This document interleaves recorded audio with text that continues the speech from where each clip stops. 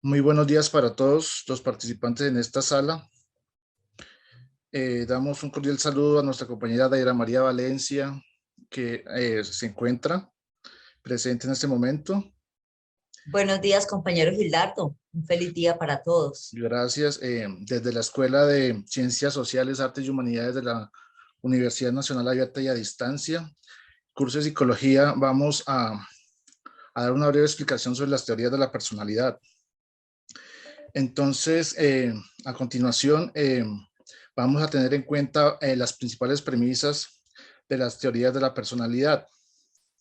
En este momento, yo voy a iniciar con las perspectivas psicoanalíticas. Pero antes de comenzar, pues vamos a ver qué es una perspectiva. Entonces se dice que es el resultado de la manera como se resuelven los conflictos de forma inconsciente y la forma como se soluciona la crisis del desarrollo de la persona. Entonces, una de las principales teorías de estas premisas es el psicoanálisis, la psicología analítica, la psicología individual y el desarrollo social y el psicoanálisis interpersonal.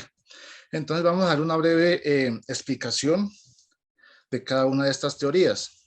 Entonces tenemos como el principal representante del psicoanálisis el Sigmund Freud. Sigmund Freud, quien para él el comportamiento y la personalidad están vinculados a la existencia de impulsos que necesitamos para la práctica y el conflicto que se supone esta necesidad. En su primera teoría, Freud nos plantea que la psique humana estaba estructurada por tres sistemas, que es el inconsciente y el preconsciente. Como segunda teoría, Freud nos plantea tres fases psíquicas, que son el yo, el ello, el yo y el superyo. Entonces, para el ello nos muestra que es la parte instintiva que rige y dirige la energía interna en forma de impulsos de cada persona. El yo es el resultado de la confrontación de los impulsos y pulsaciones con la realidad, siendo esta una estructura mediadora y continua. Y por último está el superyo, que es la parte de la personalidad que viene dada por la sociedad y que tiene como principal función juzgar y censurar las estructuras de los deseos. Como segundo representante tenemos de la psicología analítica tenemos a Carl Gustav Jung. En esta teoría él aporta el término de personalidad, que proviene de la palabra del latín máscara, que es la forma como se muestra cada persona. Sí, entonces él clasifica la personalidad en dos actitudes, que son extrovertidos e introvertidos. El introvertido es el interés por el mundo exterior, el introvertido es el interés por un mundo más privado, como poco sociable, complementándolo con otras categorías racionales. Continuamos, entonces sigue la teoría de la psicología individual, que es de Alfred Adler. Considera que las diferencias individuales se deben a las metas que se marcan los individuos y se hacen para lograrlas. Entonces él prácticamente nos habla de las metas que se propone cada persona. Continuamos con el desarrollo psicosocial. En este desarrollo psicosocial su principal representante es Erik Erikson. Propuso el concepto de desarrollo de la personalidad desde la infancia hasta la vejez. Erikson nos propone 8 edades que el hombre debe desarrollar a lo largo de su personalidad, que son confianza versus desconfianza, autonomía versus vergüenza y duda, iniciativa y culpa, laboriosidad e inferioridad, explotación de la identidad y disfunción de la identidad, intimidad frente al aislamiento y generatividad frente al estancamiento. Y por último, la integridad del yo frente a la desesperación. Por último, representante de esta teoría psicoanalítica tenemos a Karen Horney, que es la representante del psicoanálisis interpersonal. Ella manifiesta que todo depende de los factores ambientales y sociales, que son los que influyen en el desarrollo de la personalidad del niño. haciendo referencia a la forma como se relacionan los cuidadores de los niños, generando la forma como el niño satisface sus necesidades básicas. Karen propone 3 tipos de personalidad, que son complaciente o sumisa, agresiva o expansiva, aislada y agresiva. Esas son sus tres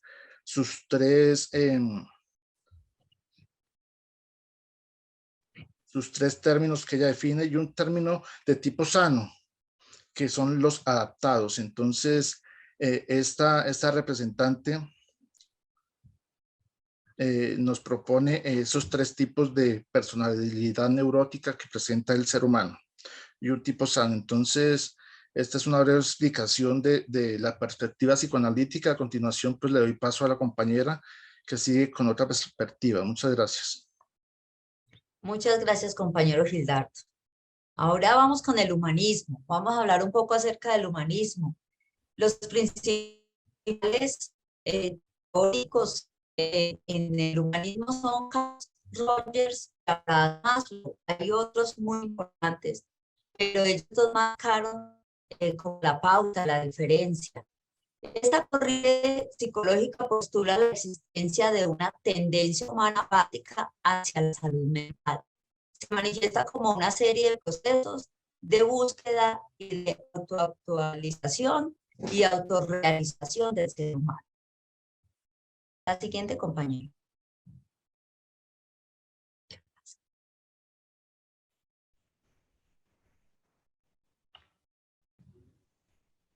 ¿Lo pausaste? No. ¿Se salió? Sí.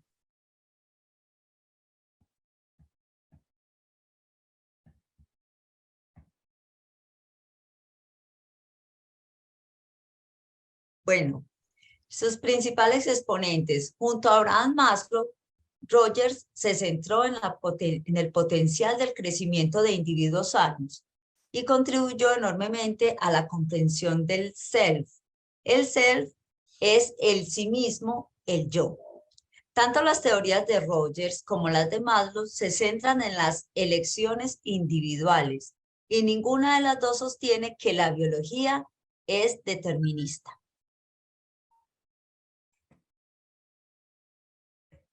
La siguiente, compañero. Ellos hablaron del libre albedrío. Ambos enfatizan que el libre albedrío y la autodeterminación que tiene cada individuo para convertirse en la mejor persona que pueda llegar a ser. Dentro de lo que leía, encontraba que el libre albedrío es esa autonomía que tenemos todos los seres humanos de decidir con nuestra vida lo que queremos ser y lo que queremos hacer. Ellos hablan de la autoestima.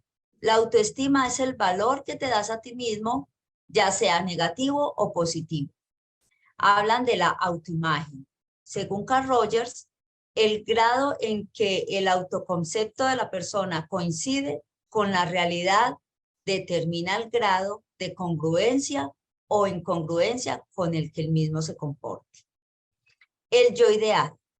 El yo ideal es la forma en que nos vemos y cómo nos gustaría vernos y cómo nos gustaría que los demás nos vieran.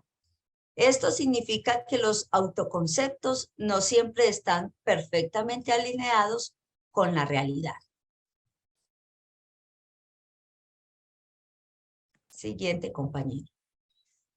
Bueno, Roger y Maslow. Vamos a mirar un poco más profundo lo que ellos hablaban.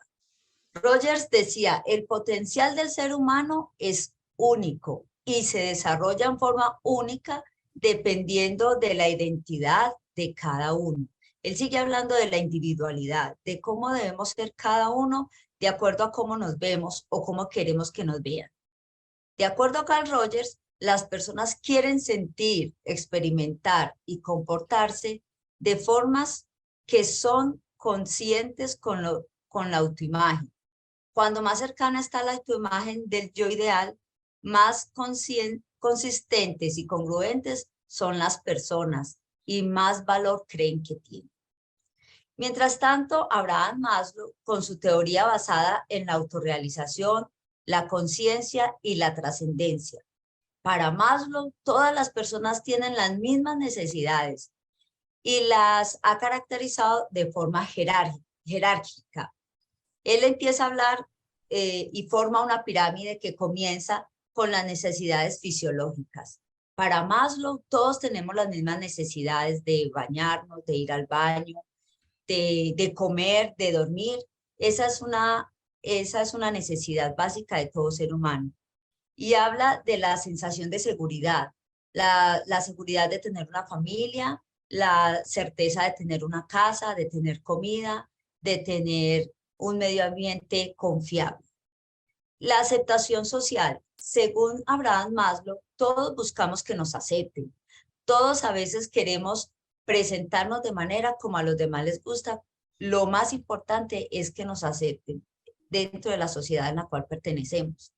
Y nos habla de la autoestima. Él nos habla de que nosotros nos debemos valorar y buscamos que nos valoren, y a medida de que nuestra pirámide va creciendo, nosotros vamos llegando a la autorrealización. Y la autorrealización es el lugar donde quieres llegar, al lugar donde todo ser humano quiere llegar algún día. Para esto, Abraham Maslow decía, todos tenemos necesidades, todas las debemos ir supliendo hasta llegar a la autorrealización, donde cada uno quiere y puede llegar.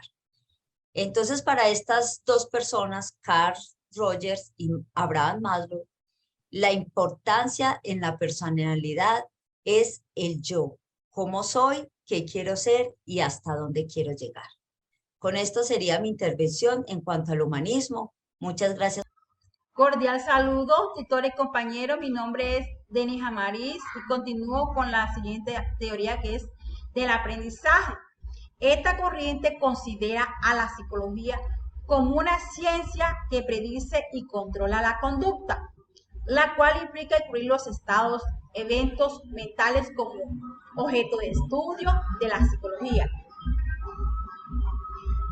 ¿Y cuáles son las ideas principales de este tema? Que es la conducta. Esto se enfatiza en la conducta porque la conducta es un fenómeno observable e identificable.